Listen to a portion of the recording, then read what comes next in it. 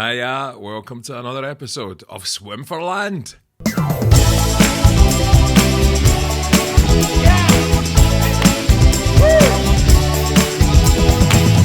Hello there, how are you? I'm excited about this week's episode of Swim for Land because it features somebody that I've admired for a long, long time. Mostly because when I first met them about 20 years ago, they were dead nice. And first impressions last.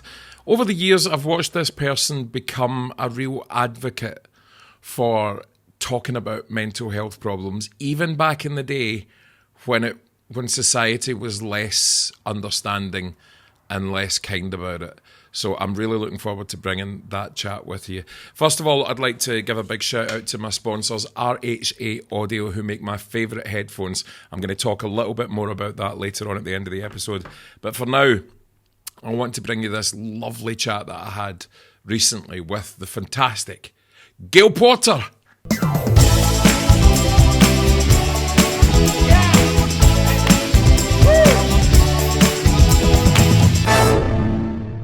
Gail, how are you? I'm great, thank you, Tom. How are you? I'm okay. We've met once before. I don't know if you remember, right? I'll tell you when it was. It was a TV show at BBC Scotland called Caledonia McBrains. Oh my gosh, I had hair. Well, it was a long time ago. Yes. We're talking 20, maybe 18, 20 years ago. Yeah, because my daughter's 18 and my hair fell out when she was born. So okay. Yeah, I had hair and it was just before. That's right. What I remember about it was, for lunch that day, I had a burrito. And it made me seriously, seriously ill. Now, I'm talking, I should have been on a drip, food poisoning.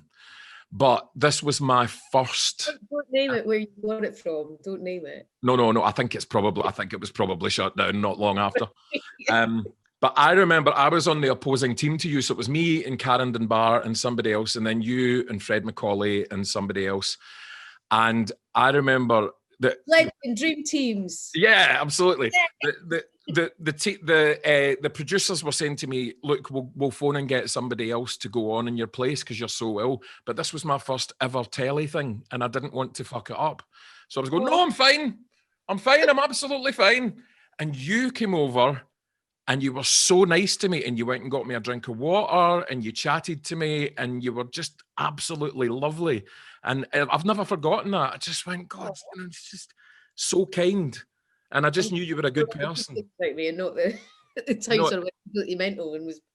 No. I just you just were off there because there was a lot of show busy folk about, and you weren't. You just came over and went, "You all right?" And I'm like, "Yes, I'm fine." You went, "What? I had this fucking burrito," and oh my God. And that's the only time I've ever met you, but it's always stuck in my head. I went, God, she was dead nice. Oh, I'm glad lovely. You survived the burrito, and now we're having to survive all this now, aren't we? But you know what? Whenever I got to BBC Scotland, I'm just the happiest person ever because I'm just the girl that grew up in Edinburgh down at Portobello Beach. So as soon as you get to Scotland, you're just like, all right, pal, all right. Hi, all right. I'm actually working with Karen Dunbar next year. Well, this year. Yeah. Yes, we're doing a kind of road trippy type thing. So, but obviously it's all being put on hold because we're not allowed to go anywhere. Karen and I made 4 TV series together.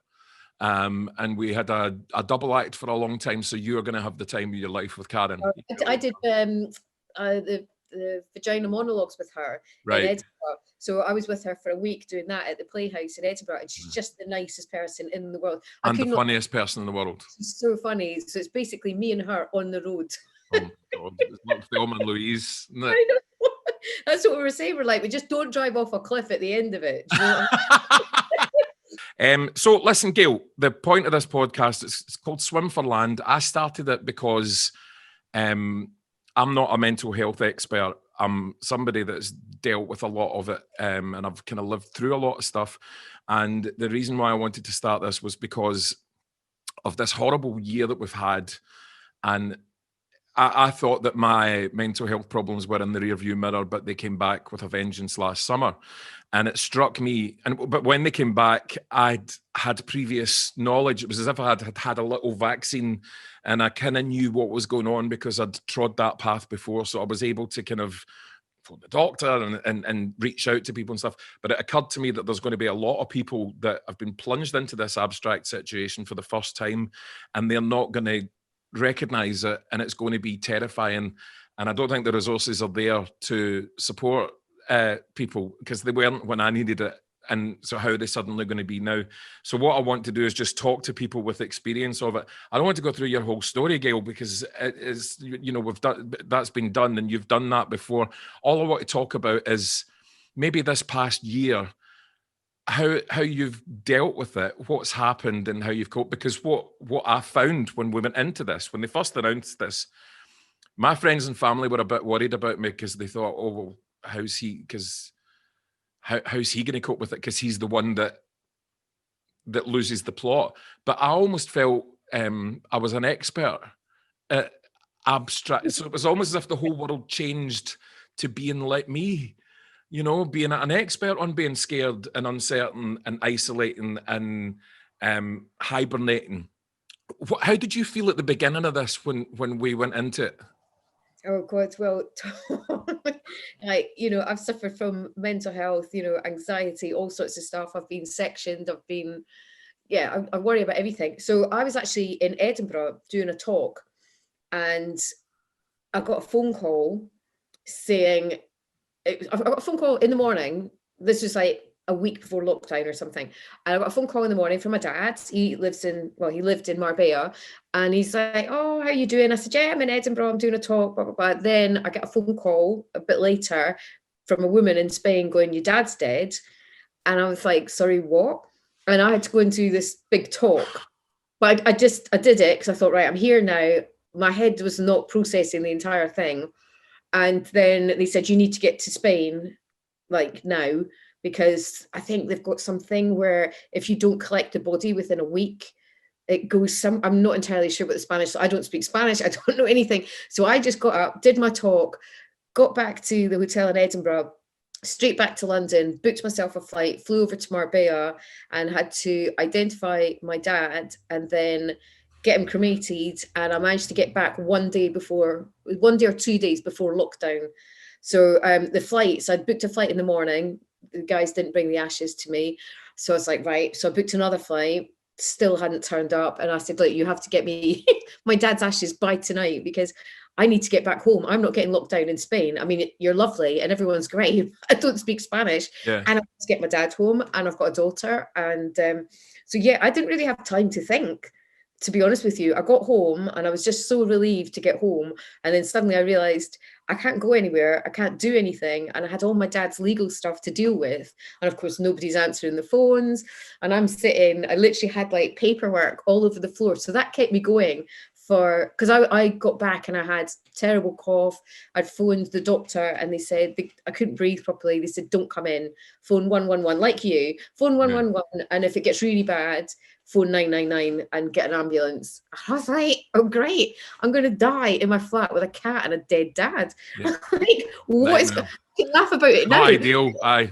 And I was just like, so I didn't sort of have time to think, right, we're in lockdown. And then I had a few days of, crying and getting my head around things. And then I thought, right, I need to sort my dad's stuff out. So I just laid everything on the floor, and I was like some sort of weird, I was my own sort of lawyer, detective, and I did as much as I possibly could over 6 weeks. And I didn't see anybody.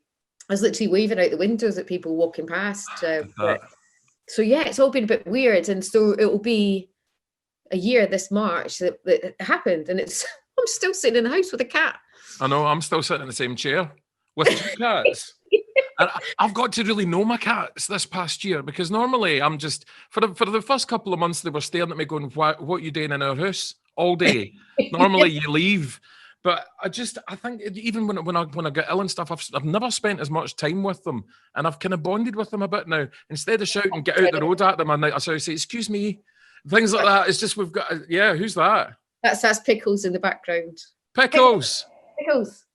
So literally, if I go to the shop, she gets freaked out. She looks at me as if to go, oh, hang on a minute, where are you going? Because she used to be going out all the time. And then now I've spent practically a year in the flat. So, I think I'm now codependent with my cats. I'm so codependent. My daughter even said to me, Mummy, stop doing pictures of the cat on Instagram because everybody knows you're single. Everybody knows. We're just both destined to be the cat lady from The Simpsons, aren't we? Yeah, exactly. I was thinking about getting more, but my cat's such a biatch. I think she would hate any sort of like, competition for popularity. So I wouldn't do that to her. She knows I'm talking to her. She's just sitting there just like that. Yeah, whatever. So listen, congratulations on the BAFTA, by the way. I know, isn't that mad? It's incredible. Now, I didn't watch it. I didn't watch it at first because when it first came out, you know how sometimes you don't want to watch a thing that you think is going to trigger you or you think is going to. All I wanted to watch was Tom and Jerry, but I watched it last night, right? And I wish I had watched it then because it's positive and it's honest and it's brave and it's ultimately. I found it ultimately a kind of. Oh, you're talking about the documentary? I think you're talking about BAFTAs in general. No. Your documentary, no, the BAFTAs, no. No. Well, do you know, I was in Soho with one girlfriend of mine, and we found out that I was up for a nomination, and we couldn't get the internet to work in this cafe that we're in. Oh my God! Before lockdown, and I was like, "Oh, do you know what? Forget it. I'm not going to win anyway." I went to the toilet, came back up, and she went, "You just won." And I went, "Have I?" And you were having a slash. I was having a slash. I missed it. I was like, "Oh, I've never seen BAFTA. I don't know what's happened to that, but yeah." God, right? No, but anyway, listen, the documentary. So I watched it last night because I thought, God, I better do my homework. Yeah, thanks. And I don't want to go through it all because you oh God, you were so honest. It was incredible. But I ended up at the end of it going, this is what people need to do. See, when you went and you spoke about it and you started exploring what the things are, I'm going, that's when we get out of this lockdown, I'm going to go do that. I want to find out why I do this and why I have this terrifying anxiety that I deal with and why sometimes I suffer from depression because I kind of started exploring it. What I did was I went to my GP and I got put in medication, which helped, and I would never knock it. But I asked for actual counselling, I asked for help, and I got put on a waiting list, and it was 6 months. Same here. On a waiting list. And then when I got to the therapy, it was so vague, and they gave me a CD and a booklet, and it just didn't scratch the surface of what I thought is going on. So, and then for the 6th session, I couldn't get out the house to go to it. And so they stopped all my therapy. But one of my symptoms was agoraphobia. So it was, I can't leave the house to come to my agoraphobia session. Well, you're barred. You've been through the mill, mate. Oh, man. Well, yeah, but that's what I think we need to show. And you did that with that documentary. You're like, God, you've been through the mill, but wow, look at your house and your cat and your relative peace, and that there are peaks and troughs to this kind of thing, but there is an end to whatever situation you're in today that you think, because when you're in that, I know you'll know what I'm talking about, when you're in that anxiety that doesn't seem to stop, you genuinely believe that there's no end to it and you're never going to get out of it. That's the way I feel anyway. But I think the more people talk about it, and there was a clip in it last night of you on Buzzcocks and these guys that were just making these cracks at you and stuff.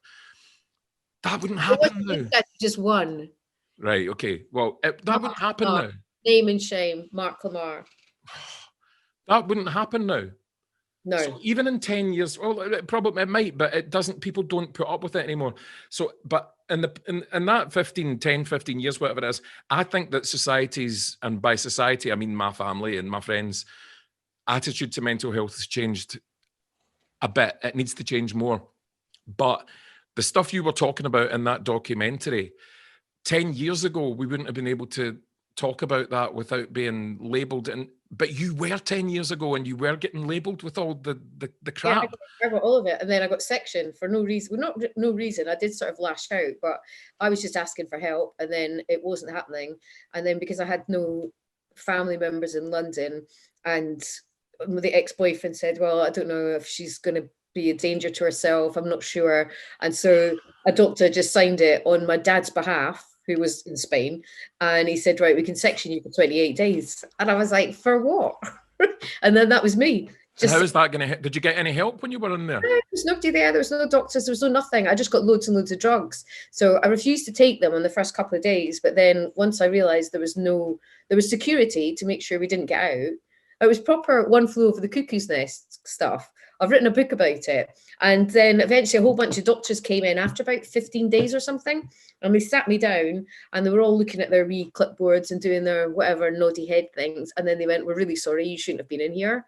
You can go now." So I've gone in with no drug problem. And then suddenly they're giving me sleeping tablets to make me awake, tablets to make me not anxious.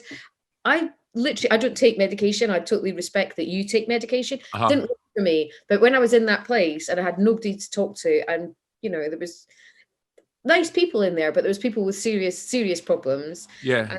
And, speaking to God down the toilet and stuff like that. And yeah, you just think, okay. And then they just said, "Oh, really sorry. Here's a bag of medication. You can go home now." Like, see, the devil lives down my toilet. Well, that's what I thought when I was a wee boy. I used to think the devil lived down there, and when you flushed, you had to run away, or the devil was going to get you. No idea why. I tell you what, it's Scottish parents. That's what it is. Terrifying. They scare the living daylights out of you. Everybody out there that's got Scottish parents, they'll know something bad. It's true. They used to tell me noises in the night was a ghost in the attic. My mum used to say if I'd done something bad at school or if I swore, Jesus would phone her. I remember there was one day I was at school, I was in Brunston Primary, and the girl next to me, she knew that I wasn't allowed to swear. So she took all my stuff off my desk and she says, "Unless you say the F word, you're not getting anything back, your joggers and everything else." And I was like, "Oh no." And so I eventually said the F word. Mm-hmm. And then I got home and my mum was on the phone and I thought she was on the phone to Jesus. And she's like, "Gail, I heard what you did." And I was like, "Oh my God." And then I was like, "I'm really sorry, Mum, I didn't mean to swear." She went, No. I heard that you crossed the road without the lollipop lady." Oh my God. But maybe Jesus told her that. Maybe Jesus did. And I was like, I'm so confused. Like 8 years old or something going, "What's Jesus doing? I don't understand." We're not even religious. We only went to church because the neighbours went. Did you feel as a kid that there was something different?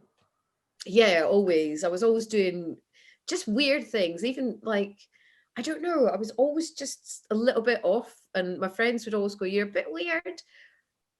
But I never thought anything of it. I didn't, but I knew the older I was getting, the more stressed I was getting. And then it was overeating, undereating, self-harming. Because you lost a whole bunch of weight, didn't you, Tom? I did. I lost half my body weight, but I went and got gastric surgery for it because it had got to the stage where I couldn't do anything. I couldn't exercise because I couldn't move. It had gone beyond what had happened, and plus I'd been dealing with horrific mental issues that I ended up getting gastric surgery, which took off the first 4 or 5 stone. But then I became obsessed with walking and dancing and jumping and exercise and all that kind of stuff. So the rest of it came off that way. But once it all came off, because I thought that all my mental problems were attached to the weight. Yeah. I thought that once I lost the weight, I would be fine. Lost the weight, sitting in a corner, frightened. Why am I not happy? Why am I not okay? They're just funny little things. Because I was the same. I was like, there was times when, do you remember Luca's ice cream shop in Edinburgh? No, it's the best ice cream ever. But my grandpa was friend with Mr. Luca, and so he used to bring big tubs of ice cream. And so when I was depressed when I was a teenager, I'd take them upstairs and eat them in my bedroom, and then I'd just get bigger and bigger and bigger. And then once I moved out of my mum and dad's house to go to college and do stuff, I decided to stop eating. Because I thought, well, one, it's going to save me money because I'm a student. And then 2, the more weight I was losing, people were going, "Oh, you look great." So I kept thinking the thinner I get, I'm going to get happier. But I just and it becomes a control thing, doesn't it? Yeah, it's totally control. Because I was doing that with the overeating. See, when I look back on it now with the overeating I was doing, it was all about getting a big duvet and shutting the world out. And it was also, I've never self-harmed in the kind of traditional, the way that people think of self-harm. Self-harm? I was self-harming with food, and it was sore, but I was doing it, and I was just consuming and consuming and consuming, and You know, I would make sure that I didn't phone Domino's twice a day. I would phone Pizza Hut later. You know, it was a horrific kind of situation where if I stopped, I had nothing. You know, if I stopped, it was as if the devil was going to chase me out the toilet. It's so hard to explain to people that don't get it. Well, why don't you just stop? I did one of my exit storyline when I was in River City. You ever seen River City? No, because it's only in Scotland. It's but only in Scotland, right? But can I get it on BBC Scotland if I go yeah. likely? Well, I left 7 years ago, but I was in it for 5 years as Big Bob, right? So I was a big giant guy. So it meant any time I went out in the street, it was like walking down the street in a Disney outfit. Everybody saw me coming and knew who I was. So that was part of the reason why I became so agoraphobic. But part of my exit storyline was about overeating. It was great the way they did it, actually. There was some aspects I wasn't comfortable with, but they really explored compulsive overeating. And my sister in it, Scarlett, said, why don't you just put a padlock in the fridge and go for a walk? And I kept hearing that from people around me in my life. And I didn't have an answer to them because logically that was the answer. But I was going, you don't understand the, for want of a better word, demon that is in my head that won't let me do that. And it just took so many kind of sudden events to pull me away from that. But I get it, and I still have to be careful with food, and I still have to really think about all that kind of stuff. But I get the substance stuff of, you know, because I'm a recovering alcoholic, I've been sober for nearly 20 years. And you just move addiction, and it becomes about making yourself feel instantly better by doing a thing. It goes back to grape mixture when I was a kid. You know, the nightmare goes away by the teaspoon of tasty sugary liquid that probably had gin in it. It was the 70s. But I just always looked for a cure like that. And now I'm much more mindful about stuff, and I find that the best therapy for me now is to connect with people and to try and identify with people and talk it out, which is why I'm doing this podcast, because I think we need to get, you know, Jim for the rest of Scotland that doesn't talk about his feelings, that's been locked up in a house for 9 months, might now be going, what's going on? Yeah. We need to do this. And I think you're a bit of a pioneer with that, Gail, because with that stuff that you were talking about last night, I mean, people use the word brave a lot, but I think it's just more about honesty. You know, just this is what's going on. You've got a broken leg. I've got a broken spirit. And there shouldn't be a difference in the way society looks at it. Well, I think you would have seen, I think I got 5 different diagnoses by 5 different doctors over the 6 months. So I got everything. And I was just like, oh, do you know what? I don't want it. I know that there's something not quite right. I know I'm a good person. I might say things. I do find myself saying things like out loud that you think, is that appropriate? Exactly, same thing. I get people phoning me 2 days later going, what did you mean by that? And I go, oh, I was joking. I didn't mean it. I thought I was joining in. I was joining in with your joke. I know, it's weird. But I do feel for everyone that's going through this pandemic, because I lock myself away quite a lot. But also I've got real extremes. So my friends can't get in contact with me for a week because I switch my phone off and I don't want to speak to anybody. And then the following week I'll be out. And if I've got a voiceover or something to do before lockdown, then I'd be out in Soho, and I want to be surrounded by as many people, usually people I don't really know, but it doesn't matter as long as there's people around. And then I don't want to leave. And then when I get back home again, I think, oh, I don't want to leave the house now. It's just like, I almost think that's okay. That's a navigational tool, I think. And I think that we need to stop beating ourselves up about that. If I need to stay in the house for a week with my phone off, I'm a bit kinder to myself now about doing that, because I go, well, that's how I survived. That's how I did it, you know. And you've got to remember, like, I switched my phone off Christmas and Boxing Day because I didn't have my daughter. She was with her dad. And I just thought, I can't cope with this. I've got my dad's passed everything, you know, I don't have any family left. I don't have mum or dad, or I've got a brother, but we don't really get on. But I just thought, you know what, I can't deal with Christmas. So I switched it off, and I didn't tell all my close friends that I was just going AWOL. And of course, you switch it on a day after Boxing Day, and everyone's going, oh my God. They all thought you were lying there being eaten by the cat, aye. Yeah, just thinking, oh my God, and I forget. And I just think, oh God, I just think switch phone off, just ignore everybody. It's not happening. And then I'll wake up in a couple of days' time and it'll all be fine. And I'll watch everything on Netflix. and I'll be an expert on everything on Netflix and Prime, whatever. I'll just Well, I watch. got when I was ill over Christmas, I got addicted to the Waltons because it just Waltons? the Waltons, yeah, just As in because it Ye was old Waltons. the old proper Waltons. I found it on Apple TV, and I just yeah, because it made me feel as if I was in my jammies, going to my bed as a kid, and safe, and nothing to worry about. And there's a happy ending at the end of every episode, and it was. I know, the whole bit, and I was. It just became. I mean, the Waltons look became. I was under the duvet, couldn't move. I felt as if I was a Walton. It just felt as if I was surrounded by this. I think I'd be a little bit scared because they loved the church, didn't they? I've got a fear of church. They loved the church. Daddy Walton was an atheist. Daddy Walton wasn't he? And he refused to go to church. So there you go. That took that was the wee bit. He would chop wood or something. He would go and chop wood, and Mrs. Walton would be upset about him working on the Sabbath and all that kind of stuff. But yeah, no, they were churchy, but there was a conflicting thing.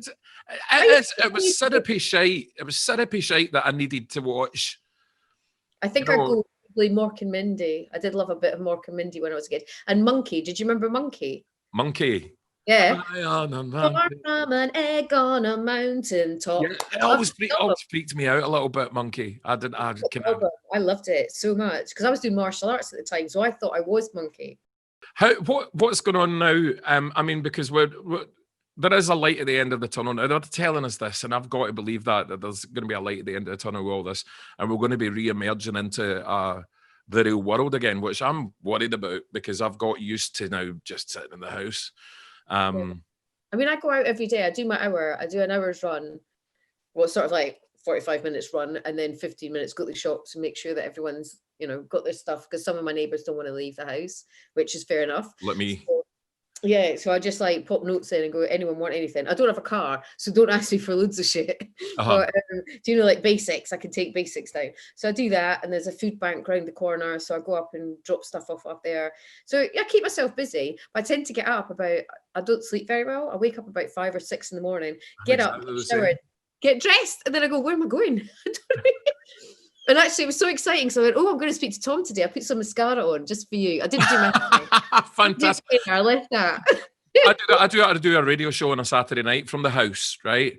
For the company that I usually DJ for in the real world, and I still get dressed up and put aftershave on and stuff, even though it's just audio. I need to get in the frame of mind. I need to get ready for my work. That's what I've been saying to all my friends or people that I speak to online that are suffering, which, we're all going through a crappy time. Mm-hmm. But I would say, do you know what, whatever, just get up, get showered, get dressed. You might not be going anywhere, but it makes you feel a bit more human. And then, you have got friends at the end of the phone, because it's so easy, believe you me. I spent almost a week in bed once I dealt with all my dad's stuff, came back, realised I was ill, couldn't see my daughter. No one was allowed to come into my house. I wasn't allowed to leave to get any shopping. And I was just like, bed, that was it, phone off, 1 week. I thought, this is terrible. I have to get up. I have to get up. But I was so unwell. I couldn't even walk down to I'm not fit. I'm going to be 50 soon. But even 50's all right, Gail, 50's all right. Don't worry about it. I'll probably be enjoying that at home. But but even walking down the stairs, I was struggling to get down the stairs. And I only got like one stair up. And I was like, oh my God, I'm really not well. And we're Scottish. We're like, no, it's totally fine. It's fine. Nothing's going on. That's what people are going to be like about mental health when it hits them. No, I'm absolutely fine. I'm all right. And then you go home and you're like, talk as much as possible. And I know a lot of people don't really like social media. I love social media because I use it in a positive way. I'm just like, I always say good morning every morning, always say good night before I go to bed. And then people sort of ask questions, or I don't know. I try and keep it as positive as possible. I don't do all the politics. Oh, I get into trouble. I've been in trouble for the past 2 days with all the Trumpy people. I just ignore it. I know it's a horrible thing, but I'm not getting involved. Do you know what? I'm going to do my good mornings. I'm going to go for my run. There's nothing I can do about it. I've got my own, obviously, they're insane, obviously. And it's just embarrassing. But I just think, do you know what? I'm just going to say good things on Twitter because... I wake up in the morning to shit news. Oh, Twitter scares me. I don't like Twitter. It frightens me because I use it very sparingly, because that is where the real aggression lives, I think, out of all the That's social good. media. I'm so lucky. I've never had anything bad. I choose the people that I listen to, and it's usually just people saying, "I hope you have a great day. How are you coping? Oh, I've just been for a run." That kind of very banal, very lovely, just what you need when you're feeling lonely. I don't go down the whole "let's all argue about shit" stuff. I see. I get involved. I'm a terrible, terrible nightmare. Don't. I'm just, Your own enemy, Tom. Don't be doing it. You don't I know these won't. people. Right, I'll promise. Right, that's going to be my Right, new thing. I'm not going to get involved. Take a couple of weeks and go, do you know what? Just if someone says something that pisses you off, just ignore it. Well, last night when it was kicking off, I started posting pictures of daffodils and baskets of kittens. I did, because I just went, I can't. Well, see, that's it. Let's just do that. Let's just have I know. kittens, Daffodils. puppies, yeah. Get some Flowers. daffodils. Daffodils are the future. Gail, thank you so much for talking to me today. Thank you so much. Well, hopefully I get to see you in real life one time Oh, again. yeah, man, we'll do that. I'll make sure that I don't have a burrito first next time. Well, Exactly. Well, I'll look after you if you do. okay. I'm so desperate to come to Scotland. I couldn't believe I was going to come up just before the last lockdown. I had it all planned, and then obviously this whole It's shut. It's shut. See, if you walk through the centre of Glasgow, which I've not, but people keep doing videos about it, it just looks like a Hollywood film set. I'd rather be walking around there than around here in London. There's nothing. I only go to the Co-op. That's about 5 minutes away. Right. That's exciting. Right. They're all like, yeah. I don't go very often. I just make sure when everyone's needing stuff, I go and do it. But yeah, in my local park where there's nobody around either. But you know, I've got the cat. Get to speak to you on Zoom. Cats and daffodils, Gail. Cats, daffodils, you on Zoom. You look after yourself and look after your needs. I will do. You too, Gail. And it's so nice to talk to you. Thank you so much. Thank you very much. See you later. Thank you, Gail. I just loved that chat. And Gail is just such a good person. You can see it and you can hear it. When you just know somebody's a good sort, you know, doing shopping for the neighbours and everything. And I'm really looking forward to reading Gail's book when it comes out, because I love her honesty and I love her direct approach to talking about what she's been through. What a star. I've filmed a new outro for this week's episode because this was meant to be the final episode of Swim for Land, but I've been given the go-ahead to do another 7 for now, so I'm absolutely thrilled. I've got some great guests lined up, and so next week's guest on Swim for Land is going to be a really good pal of mine. He is one of the most original stand-ups that Scotland has produced in recent years. Also a great actor and writer and good guy. It is Darren Connell, who you may know as Bobby from Scot Squad, but you're going to see a completely different side to Darren next week when he joins us in Swim for Land. Another shout out to my sponsors, who are RHA Audio, who make can you see it, my favourite headphones. These are great. They come in this brilliant little case, which gives them 44 hours battery life. You take them out and they sound like over-ears. I really, really love them. And RHA have been so supportive of this podcast. I wouldn't have been able to do it without them, especially Steve Robertson. So I just want to give them a big shout out, and hopefully you'll join me next week for my chat with Darren. So until then, stay safe and keep it.